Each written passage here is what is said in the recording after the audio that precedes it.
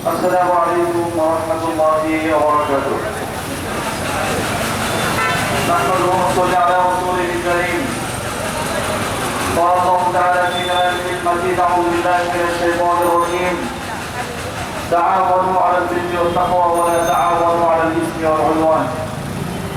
অন্তত ইসলামী যুব আন্দোলন বাংলাদেশ সিলেট জেলা মহানগর কর্তৃক আয়োজিত ইসলামী যুব আন্দোলন বাংলাদেশের ১০ম প্রতিষ্ঠা বার্ষিকী উপলক্ষে র্যালি এবং পরবর্তী এই সমাবেশে উপস্থিত রয়েছেন ইসলামী যুব আন্দোলনের কেন্দ্রীয় নেতা সিলেট জেলা শাখার সংগ্রামী সভাপতি মাওলানা ফজলুল হক, উপস্থিত রয়েছেন ইসলামী যুব আন্দোলন বাংলাদেশ সিলেট মহানগর শাখা সম্মানিত নেতৃবৃন্দ, ছাত্র আন্দোলন, ইসলামী আন্দোলন এবং সহযোগী সংগঠনের বিভিন্ন পর্যায়ের নেতৃবৃন্দ এবং আমাদের মাইকে আওয়াজ শুনতে পাচ্ছেন সম্মানিত সিলেটবাসী।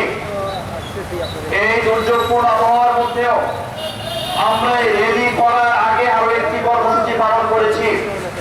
সেই কর্মসূচি হলো আপনাদের সুরমা নদীতে আমরা মাছের পোনা উন্মুক্ত করেছি। আমরা এই জুলাই মাসের শুরু থেকে সারা বাংলাদেশ ব্যাপী কর্মসূচি নিয়েছি। বৃক্ষরোপণ এবং মাছের পোনা উন্মুক্তকরণ এই কর্মসূচির আওতায় সারা বাংলাদেশে ৫ লক্ষাধিক গাছের চারা রোপণ করবে ইসলামী যুব আন্দোলন বাংলাদেশ এবং মাছের পোনা তো অগণিত। সারা বাংলাদেশে নদী নালায় খালে বিলে মাছের পোনা উন্মুক্তকরণের কর্মসূচি দেওয়া হয়েছে। সংগ্রামী বন্ধুগণ, আমরা বোঝাতে চাই ইসলামী যুব আন্দোলন বাংলাদেশ এদেশের যুবকদের, আদর্শবান যুবকদের প্রতিনিধিত্ব করে। ইসলামী যুব আন্দোলন বাংলাদেশ আজ পর্যন্ত সিলেট শহরের কোন জায়গায় চাঁদাবাজি, মাদককাণ্ড অথবা দখলবাজিতে ইসলামী যুব আন্দোলনের কোন নেতাকর্মী জড়িত হয়েছে এমন প্রমাণ পাওয়া যায় নাই। বন্ধুগণ, ইসলামী যুব আন্দোলন বাংলাদেশকে আপনারা দেখেছেন জুলাই আন্দোলনে, ইসলামী যুব আন্দোলনকে দেখেছেন মাছের পোনা মুক্তকরণে, ইসলামী যুব আন্দোলনকে দেখেছেন গাছের চারা রোপণ করার ক্ষেত্রে, ইসলামী যুব আন্দোলনকে দেখেছেন মাদক বিরোধী কর্মসূচিতে, ইসলামী যুব আন্দোলনকে দেখেছেন মানুষের সমাজে ঘরে ঘরে নামাজ প্রতিষ্ঠা করার ক্ষেত্রে ইসলামী যুব আন্দোলন দায়িত্ব পালন করেছে। বন্ধুগণ, ইসলামী যুব আন্দোলন বাংলাদেশকে দেখেছেন জুলাই পরবর্তী অরক্ষিত বাংলাদেশ যখন ছিল, র্যাব, পুলিশ, বিজিবি কেউ যখন দায়িত্ব পালন করছিল না, ইসলামী যুব আন্দোলন তখন রাস্তার মোড়ে মোড়ে দাঁড়িয়ে ট্রাফিকের দায়িত্ব পালন করেছে। আপনারা দেখেছেন তখন দোকানের সামনে দাঁড়িয়ে দাঁড়িয়ে ইসলামী যুব আন্দোলনের নেতারা দোকান পাহারা দিয়েছে। ঠিক কিনা? এটাই হল ইসলামী যুব আন্দোলন। বন্ধুগণ, আপনারা জানেন জুলাই আন্দোলনের বিশ্বের চরমায় নেতৃত্বে ইসলামী আন্দোলন, যুব আন্দোলন, ছাত্র আন্দোলন ওতপ্রোতভাবে শুরু থেকে বিজয় মিছিল পর্যন্ত অংশগ্রহণ করেছিল। কিন্তু এরপরে বাংলাদেশ যে অভূতপূর্ব চাঁদাবাজি হয়েছিল সেখানে যুব আন্দোলনকে দেখা যায় নাই, বরং যুব আন্দোলন এই চাঁদাবাজির প্রতিরোধ করেছিল, প্রতিবাদ করেছিল।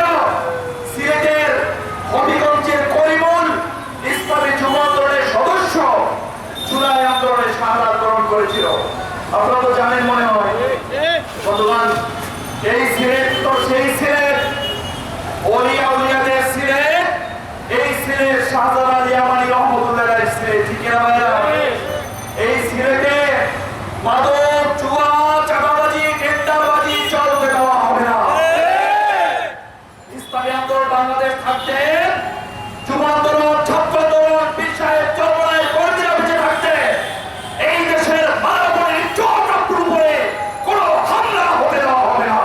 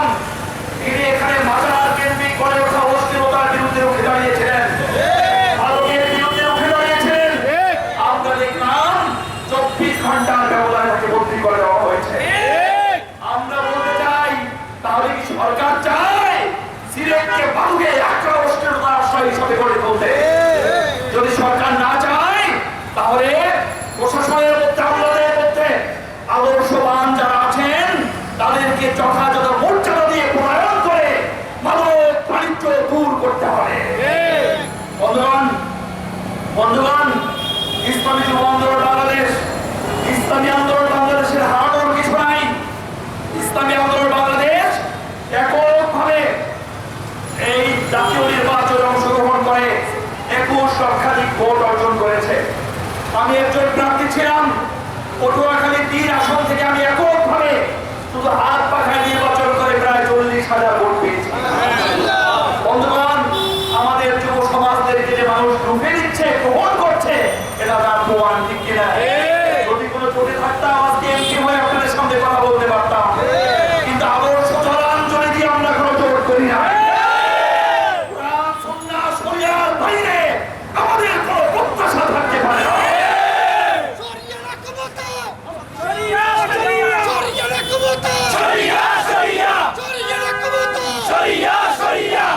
বন্ধুগণ, আমাদের এক দলের ভাইয়েরা বলেন আমরা নাকি সবসময় বিরোধী দলের বিরোধিতা করি। আমরা বলবো আচ্ছা, একজন চোর আর একজন মিথ্যাবাদী, আপনি এই দুজনের মধ্যে কার পক্ষ গ্রহণ করবেন? কথা বলেন, কার পক্ষে যাবেন? এজন্যই আমরা সবসময় সত্য কথা বলি, হয়তো চোরদের গায়ে লাগে, হয়তো মিথ্যাবাদীদের গায়ে লাগে। কোরআন এবং সুন্নাহকে যারা প্রাধান্য দিতে চায় না, শরিয়াকে যারা প্রতিষ্ঠা করতে চায় না, তাদের সঙ্গে বন্ধুত্ব হতে পারে না। বন্ধুগণ, আমরা সাদাবাদদেরকে মিথ্যাবাদীদেরকে সমান করি। প্রত্যেক অপরাধী আপনারা তওবা করুন, আপনারা আদর্শকে গ্রহণ করুন, কোরআন সুন্নাহর মানদণ্ডে আপনারা উত্তীর্ণ হয়ে আসুন, কাঁধে কাঁধ মিলিয়ে বাংলাদেশের পক্ষে আন্দোলন করব।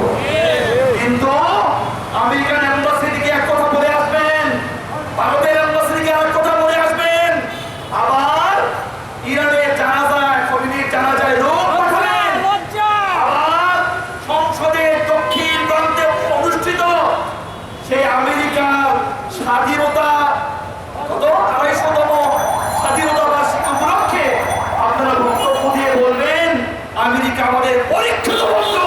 এইটা হতে পারে না। আমেরিকা ভারত বাংলাদেশের গভীর বন্ধু ছিল।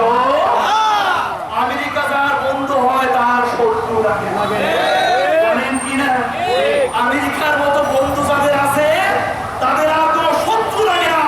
যারা বলে আমেরিকা বাংলাদেশের বন্ধু, আমরা মনে করি তারা বাংলাদেশের শত্রু।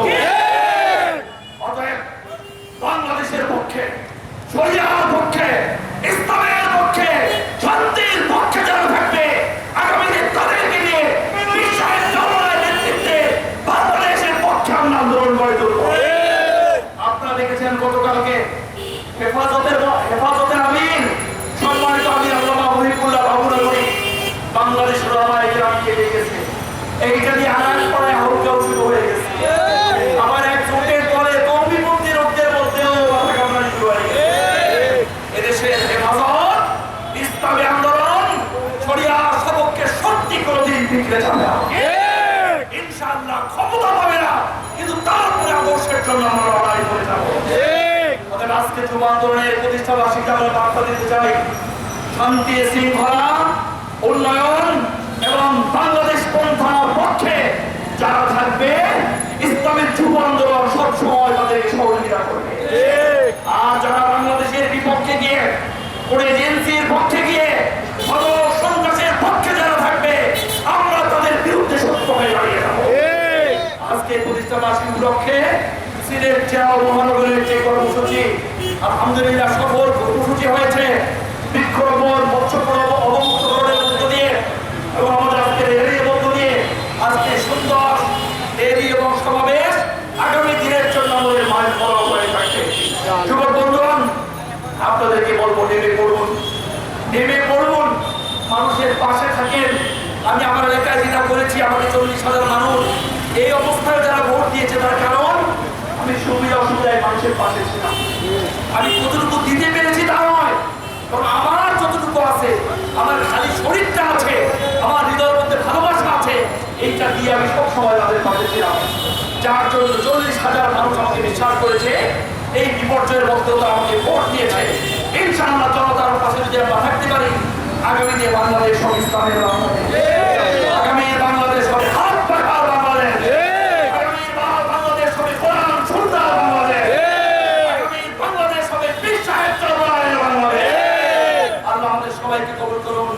আশ্রম নিয়ে আল্লাহ রহমান করে অবশ্যই মুকরিম। আসসালামু আলাইকুম ওয়া রাহমাতুল্লাহি ওয়া বারাকাতুহু।